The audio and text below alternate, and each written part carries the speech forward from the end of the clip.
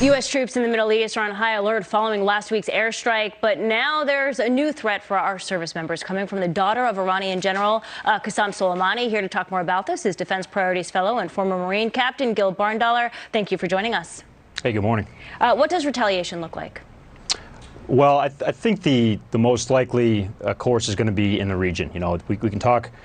Iran has global capabilities and certainly has, committed terrorist attacks and struck targets around the world, in Argentina, in Asia, all kinds of places. But the nature of the escalation, I don't think an attack on American soil is very likely. I think the most obvious and easiest answer for the Iranians is to strike American forces in the region, in particular in Iraq. Oh, wow.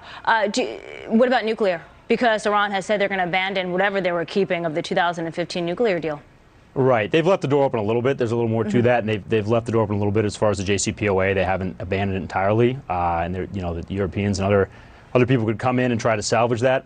But they're increasing enrichment and working towards that capability. At least that's the stated intention. But that's down the road a little bit. I mean, I think the immediate concern is what the Iranians could do to American forces in the region and how vulnerable U.S. troops really are in the Persian Gulf, especially in Iraq.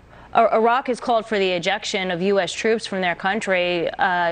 If that happens, how disastrous would that be for the rise of ISIS, namely, but also other reasons? Iran gets what they want. U.S. troops would be out. Yeah, I mean, I think that's the big takeaway, right? I don't have a crystal ball. I can't predict the long-term consequences of the strike.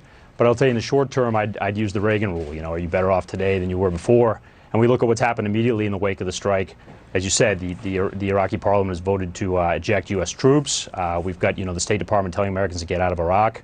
And we have, Iran issuing threats in the region. All of this, the short-term consequences are certainly disastrous. How disastrous? Like, where does this all go? Well, I mean, that's, the million-dollar question. But I think the respectable kind of quote-unquote serious opinion in D.C. is that the risk of a larger war is actually not that high. That's sort of the coalescing consensus. And I think that there's some truth to that. Neither country wants a war, but certainly there have been plenty of times in history where neither country's wanted a war and they've stumbled into one.